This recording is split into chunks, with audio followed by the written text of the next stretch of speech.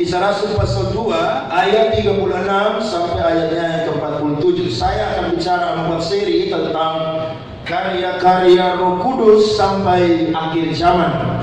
Ya, karya-karya Roh Kudus sampai akhir zaman. Dan hari ini saya akan bicara tentang hati yang saling mengasihi sesama saudara seiman. Saudara perhatikan firman Tuhan. Saya akan bacakan saja supaya saudara tidak baca dan lamban satu dengan yang lain. Jadi seluruh kaum Israel harus tahu dengan pasti bahwa Allah telah membuat Yesus yang kamu salibkan itu menjadi Tuhan dan Kristus. Ketika mereka mendengar hal itu, hati mereka sangat terharu. Lalu mereka bertanya kepada Petrus dan rasul-rasul yang lain, apakah yang harus kami perbuat, saudara-saudara? Jawab Petrus kepada mereka, bertobatlah dan hendaklah kamu masing-masing memberi dirimu dibaptis dalam nama Yesus Kristus untuk pengampunan dosamu. Maka kamu akan menerima karunia Roh Kudus. Sebab bagi kamulah janji itu, dan bagi anak-anakmu dan bagi orang yang masih jauh, yaitu sebanyak yang akan dipanggil oleh Tuhan Allah kita. Dan dengan banyak perkataan lain lagi, ia memberi suatu kesaksian yang sungguh-sungguh, dan ia mengecam dan menasihati mereka. Katanya, berilah dirimu diselamatkan dari angkatan yang jahat ini. Cara hidup jemaat yang pertama, orang-orang yang menerima perkataannya itu memberi diri dibaptis, dan pada hari itu jumlah mereka bertambah kira-kira 3.000 jiwa. Mereka bertekun dalam pengajaran rasul-rasul dan dalam persekutuan, dan mereka selalu berkumpul untuk memecahkan roti dan berdoa. Maka ketakutanlah mereka semua, sedang rasul-rasul itu mengadakan banyak mujizat dan tanda. Dan semua orang yang telah menjadi percaya tetap bersatu, dan segala kepunyaan mereka adalah kepunyaan bersama. Dan selalu ada dari mereka yang menjual harta miliknya, lalu membagi-bagikannya kepada semua orang sesuai dengan keperluan masing-masing. Dengan bertekun dan dengan sehati mereka berkumpul tiap-tiap hari dalam bait Allah. Mereka memecahkan roti di rumah masing-masing secara bergilir, dan makan bersama-sama dengan gembira dan dengan tulus hati, sambil memuji Allah. Dan mereka disukai semua orang, dan tiap-tiap hari Tuhan menambah jumlah mereka dengan orang yang diselamatkan. Oke, sebelum saya mulai khotbah, coba kita lihat pengakuan iman GBI nomor yang kelima. Bisa ditampilkan? Oke, pengakuan iman GBI nomor yang kelima. Oke, sama-sama kita baca 2-3. Pembenaran dan kelahiran baru terjadi karena iman di dalam darah Yesus Kristus, hal mana dikerjakan oleh Roh Kudus. Jadi GBI mengakui bahwa Allah Tritunggal itu ada 3 pribadi, Allah Bapa, Allah Anak, dan juga Allah Roh Kudus. Nah, Roh Kudus adalah pribadi yang tidak bertubuh dan juga tidak berdaging. Wujud dari Roh Kudus kurang lebih ada 3 dalam perjanjian baru. Yang pertama seperti burung merpati. Ketika Yesus dibaptis, keluar Roh Kudus sama seperti burung merpati yang hadir. Yang kedua itu seperti lidah-lidah api pada peristiwa Pentakosta. Dan yang ketiga dalam kitab Wahyu sama seperti obor api. Jadi saudara, Roh Kudus ini adalah pribadi yang nyata bagi setiap orang yang menerima Tuhan Yesus Kristus. Ada seorang hamba Tuhan namanya John Wesley. John Wesley ini diberi gelar sebagai penginjil berkuda putih yang menjadi pendiri dari gerakan Metodis atau gerakan Holiness Movement. Dia pernah berkata, berikanlah buku Allah itu kepadaku berapapun harganya. Kenapa dia berkata demikian? Karena dia tahu bahwa Alkitab mencatat hal-hal yang dahsyat, yang luar biasa, mengubahkan kehidupan setiap orang yang mau percaya kepada Tuhan. Termasuk Alkitab mencatat karya-karya Roh Kudus bagi orang-orang percaya. Dan ini yang dikatakan oleh John Wesley, saudara, bahwa berikanlah buku Allah itu kepadaku berapapun harganya. Orang Kristen hilang Alkitab, cari atau tidak? Kebanyakan tidak cari. Tapi kalau anak Tuhan, saya yakin Alkitab hilang, lupa di gereja, akan balik kembali ke gereja dan ambil Alkitab. Saudara jangan pakai handphone, biasakan baca Alkitab. Kalau ke kantor boleh bawa, tapi kalau di rumah datang ke gereja bawa Alkitab. Kenapa? Karena Alkitab tidak akan pernah bisa dirubah-rubah. Kalau handphone terjemahannya bisa dirubah-rubah. Nah, saudara datang ke gereja bawa Alkitab. Coba semua angkat Alkitab, saya mau lihat yang bawa Alkitab. Oke. Ya. Yang tidak bawa Alkitab minggu depan bawa Alkitab. Ya.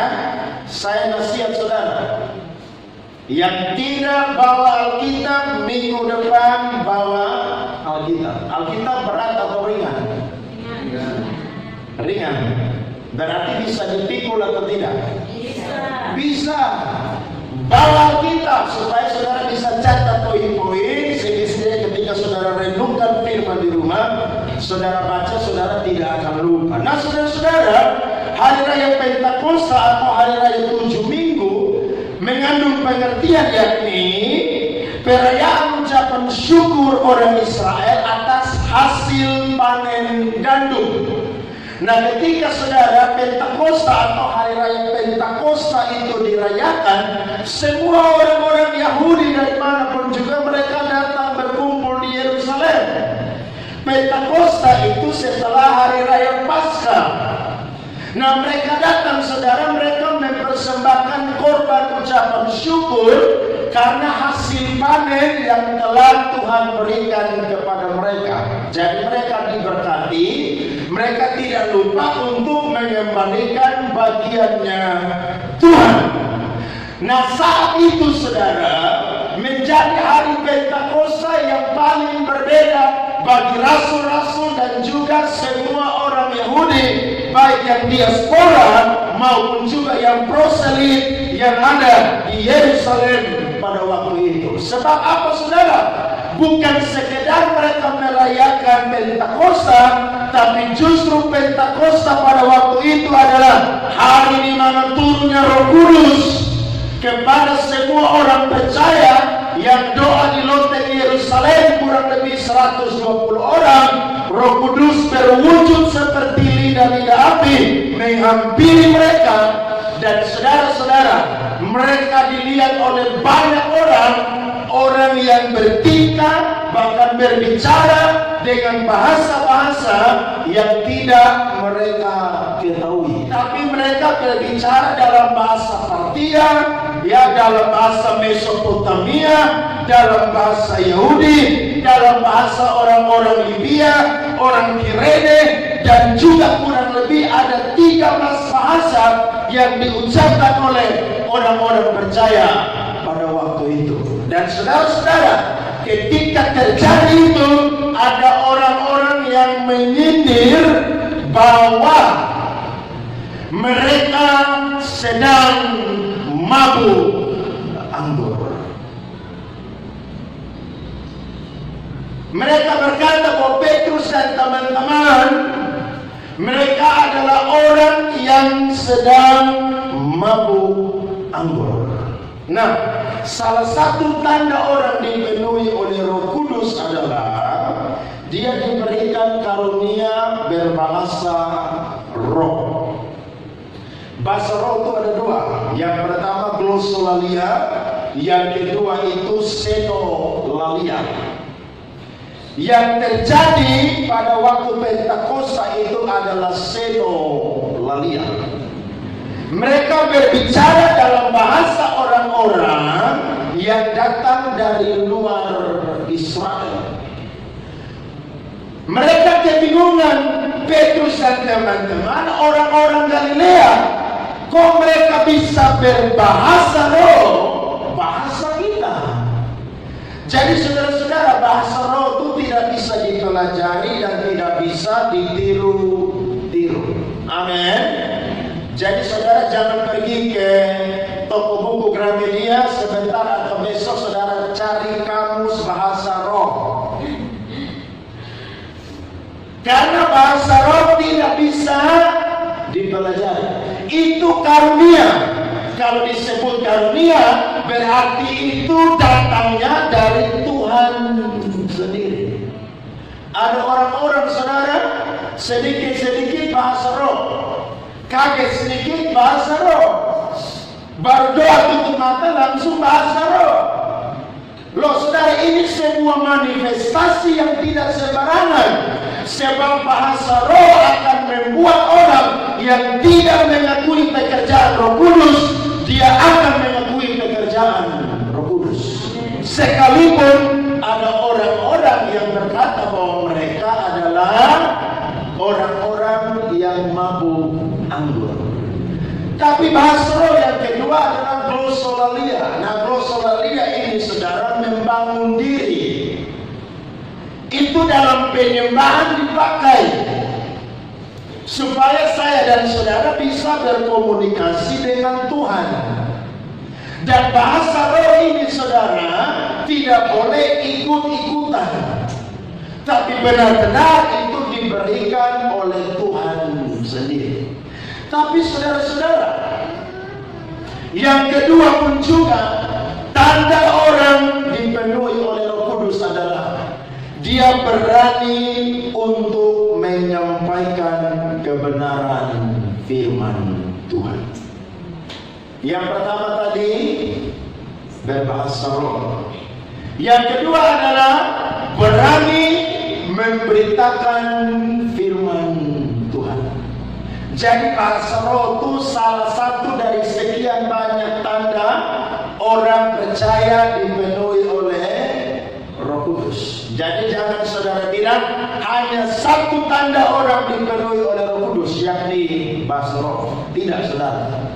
Tapi ada banyak tanda, dan saya catat tanda yang kedua di sini adalah orang berani menyampaikan firman Tuhan.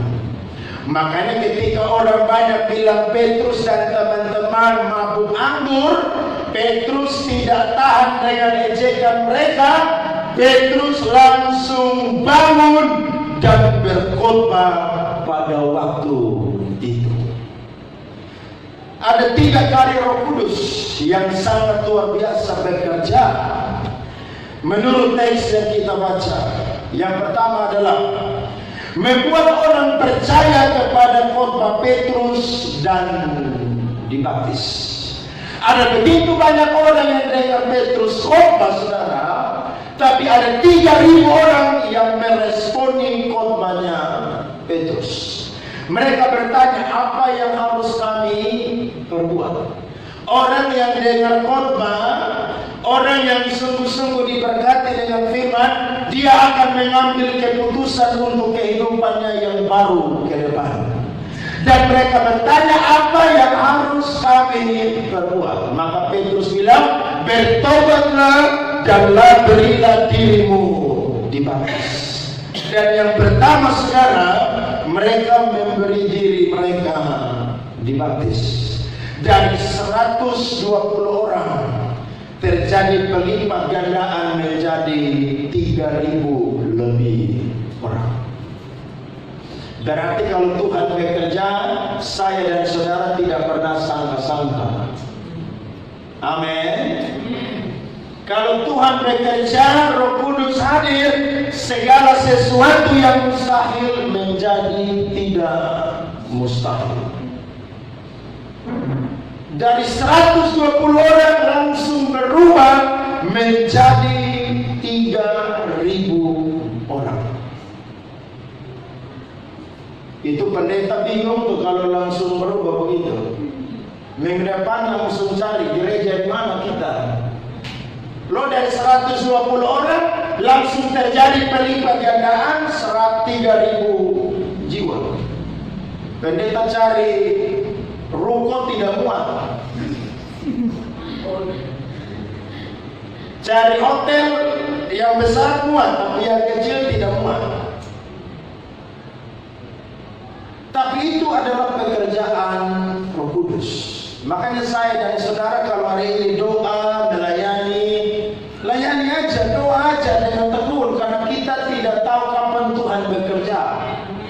Firman bilang mereka setelah berdoa 10 hari, mereka lagi duduk-duduk, tiba-tiba Roh Kudus saudara turun kepada mereka dan bekerja dengan luar biasa.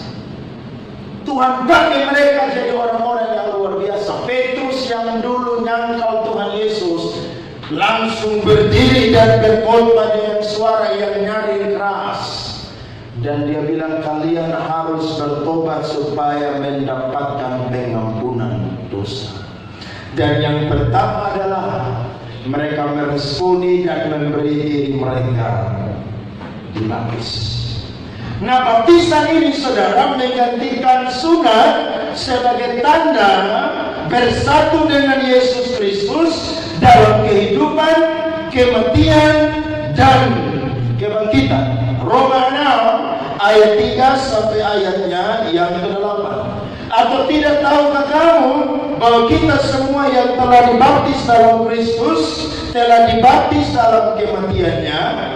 Dengan demikian kita telah dikuburkan bersama-sama dengan Dia oleh baptisan dalam kematian, supaya sama seperti Kristus telah dibangkitkan dari antara orang mati oleh kemuliaan Bapa, demikian juga kita akan hidup dalam hidup yang baru.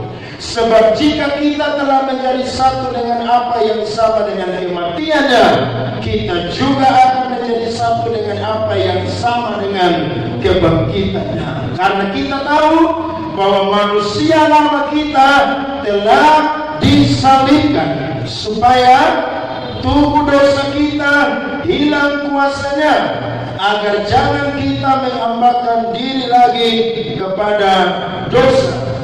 Sebab siapa yang telah mati, ia telah bebas dari dosa. Jadi jika kita telah mati dengan Kristus, kita percaya bahwa kita akan hidup juga dengan Dia. Jadi baptisan itu melambangkan saya dan saudara bersatu dengan Kristus dalam kehidupan, dalam kematian, dan juga dalam kebangkitan. Makanya orang karismatik Pentakosta percaya bahwa baptisan yang alkitabiah adalah dicelupkan atau ditenggelamkan.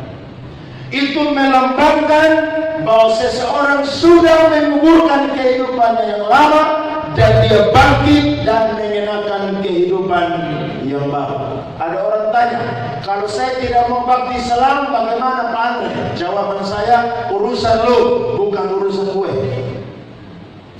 Saya kasih firman, dengar, eksekusi. Tapi kalau tidak mau eksekusi, tidak apa-apa. Kenapa? Karena baptisan saudara itu bukan ikut-ikutan, bukan paksaan, bukan ikut rame, tapi baptisan adalah saudara respon akan firman Tuhan dan saudara mau tinggalkan kehidupan yang lama dan saudara mengenakan kehidupan yang baru. Jadi kalau saudara mau jadi warga Pentakosta karismatik GBI harus dibaptis selam. Kalau tidak dibaptis selam, berarti saudara belum sah menguburkan kehidupan yang lama dan juga saudara belum hidup bersama dengan Tuhan Yesus Kristus. Jadi saudara yang belum baptis, bilang sama saya, bagian saya mau baptis. Tapi jangan ikut-ikutan, saudara gumuli dulu. Karena orang yang mau baptis, orang yang mau bertobat baru dibaptis. Jangan habis baptis, pulang baptis langsung beli rokok di kios. Seperti saya bilang minggu lalu, baru habis baptis pulang langsung rokok satu batang. Oh, ini sama aja, sudah masuk surga. Habis baptis bukannya hidup ugal-ugalan.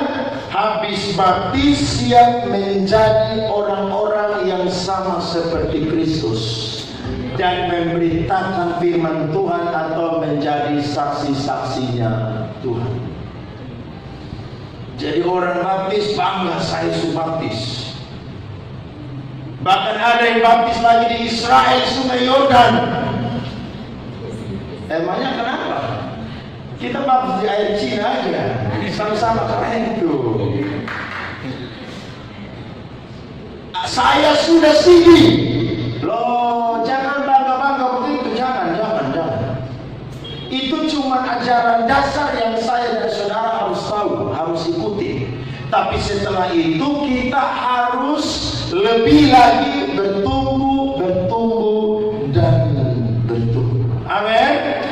Yang kedua adalah saudara, firman Tuhan mencatat mereka bertekun dalam pengajaran rasul-rasul dan dalam persekutuan.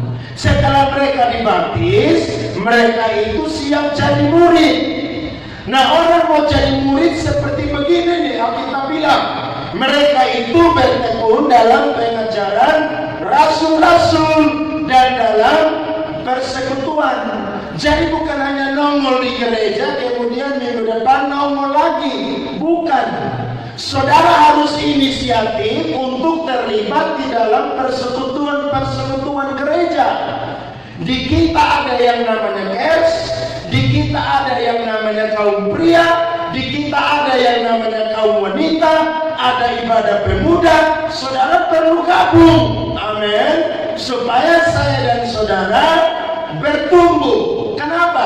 Karena kalau kita cuma datang hari Minggu dan pulang, maka kita sama seperti jemaat yang datang cuma kasih panas kursi gereja, kasih panas habis pergi, nanti minggu depan lagi datang, disuruh ikut KR, ikut konser, pelayanan, ibadah ini, ibadah itu, tidak mau ikut. Padahal saudara, Ibrani mencatat jangan menjauhkan diri dari pertemuan ibadah yang dibiasakan dilakukan oleh banyak orang. Kenapa? Karena selagi masih ada kesempatan. Kadang-kadang kita punya alasan banyak, terlalu sibuk. Baik, apa lu sibuk? Nanti Tuhan katok selalu baru bilang, Tuhan, saya mau bertobat. Manusia itu kadang-kadang aneh. Tuhan ngomong yang ringan-ringan lewat firman, lewat khotbah tidak mau dengar. Suka Tuhan katok di kepala dulu baru mau dengar. Ya, saudara lebih senang sehat atau sakit? Coba yang senang sakit angkat tangan. Saya itu tubuh gak enak ini setengah mati. Minggu depan saya harus ada KKR 2 tempat. Ini fisik harus jaga baik. Saya tidak mau sakit. Kenapa? Karena sakit itu tidak enak. Nah, banyak orang Kristen lebih suka terbaring di Siloam, Mamami, rumah sakit tentara. Baru panggil hamba Tuhan datang doa. Loh, firman Tuhan ngomong di gereja, Alkitab ada di rumah untuk baca, tidak mau dengar. Makanya ketika kita menderita itu sesuatu yang baik. Amin. Anak kecil itu kalau lahir, bayi ketika lahir, dia tidak boleh tertawa. Betul atau tidak? Bayi lahir dia harus apa? Tanya om mereka itu waktu Ariana lahir itu tidak bisa nangis. Telepon saya doa amin langsung nangis. Jadi nangis itu tanda orang hidup. Amin. Jadi kalau saudara menyembah Tuhan, saudara bisa nangis, itu saudara roh hidup. Tapi saudara nyembah tidak tahu nangis, saudara mati. Loh iya, saudara ketawa-ketawa, saudara pikir itu hidup, itu tidak hidup. menangis seorang bayi, dipukul pantatnya saudara sampai dia harus nangis. Jadi nangis itu tidak selamanya buruk, amin. Tapi kalau nangis tiap hari itu tidak baik itu. Seperti di Indonesia, nangis dan nangis. Ada di waktu nangis, ada waktu di mana kita suka cinta, amin. Dan yang ketiga adalah mereka selalu berkumpul untuk memecahkan roti dan berdoa. Wow, ini persekutuan yang indah dan luar biasa. Mereka bukan cuma makan, tapi mereka juga apa? Doa. Mereka bukan cuma doa, tapi mereka juga makan. Berarti doa dan makan itu satu paket yang tidak bisa dijauhkan dari persekutuan gereja Tuhan. Saudara kalau mau damai dengan orang, ajak dia makan. Tanya dia mau makan apa, pesan sepuasnya. Nanti habis makan baru ajak dia doa, masalah langsung selesai. Betul, kebanyakan begitu. Jadi mereka ini punya persekutuan yang luar biasa.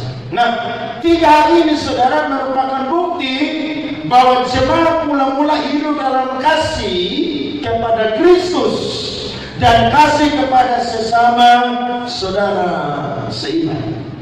Kasih ilahi ini adalah bukti atau buah dari kelahiran baru yang dikerjakan oleh Roh Kudus. Jadi salah satu bukti dari orang yang lahir baru adalah dia bukan hanya mengasihi Tuhan, tapi dia mengasihi sesama saudara seiman.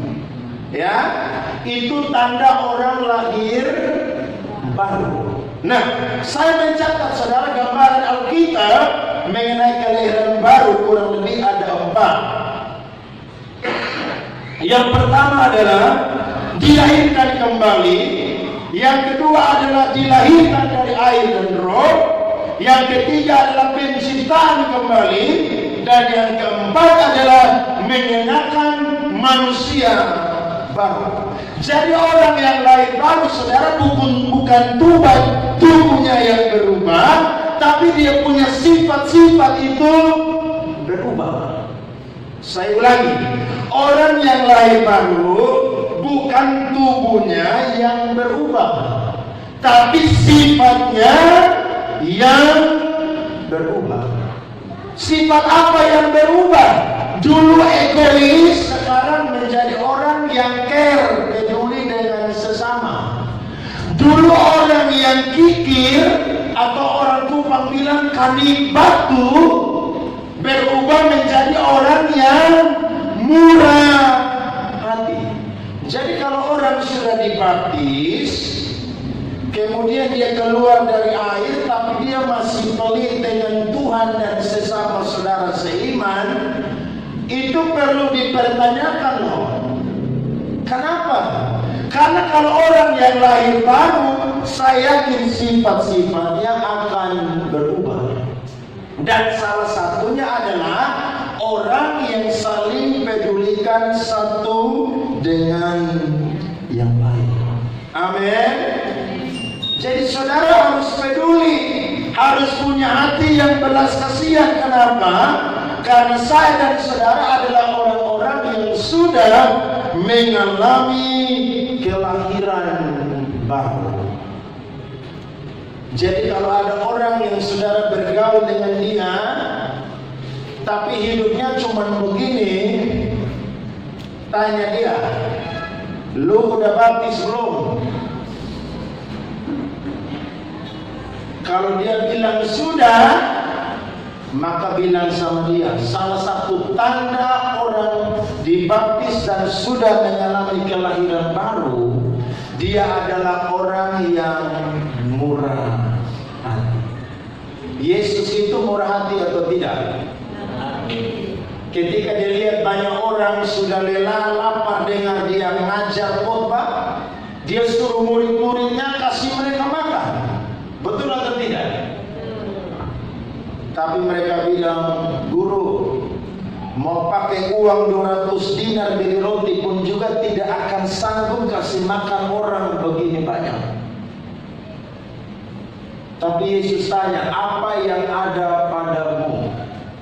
Maka ada seorang anak yang bawa 5 ketul roti dan 2 ekor ikan. Ketika Yesus menengadah ke langit dan berdoa, dan setelah itu dibagikan, maka 5 roti dan 2 ekor ikan itu kasih makan 5.000 orang laki-laki. Belum terhitung perempuan dan juga anak-anak. Penafsir Alkitab sepakat.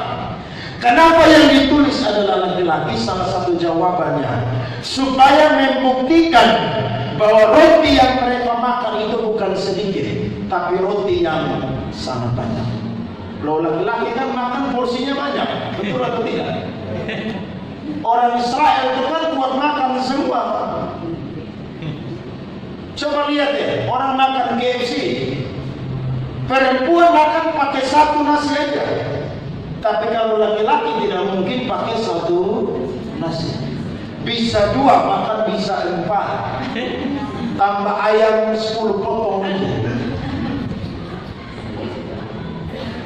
Nah, Yesus peduli. Kenapa? Karena Yesus punya hati yang mengasihi jiwa-jiwa. Jadi bukan hanya peduli secara roh, tapi jasmani mereka pun juga Yesus peduli. Makanya saudara, iring Tuhan hari ini jangan khawatir tentang makan, minum, pakai dan lain sebagainya. Amin. Sebab burung di udara Tuhan pelihara. Saya dan saudara pun juga dipelihara oleh Tuhan. Amin. Dulu orang tanya, jadi pendeta makan apa? Ini saya belum belajar Alkitab. Kalau tidak saya bilang kurang ajar ini orang. Saya lepas, saya kipas yang saya bisa dari semimbar.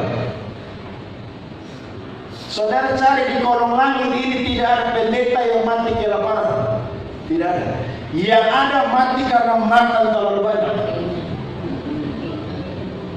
Ada satu pendeta bilang, dulu saya nikah dengan istri saya, makan susah. Tapi ketika kita diberkati, dia makan pakai bokor.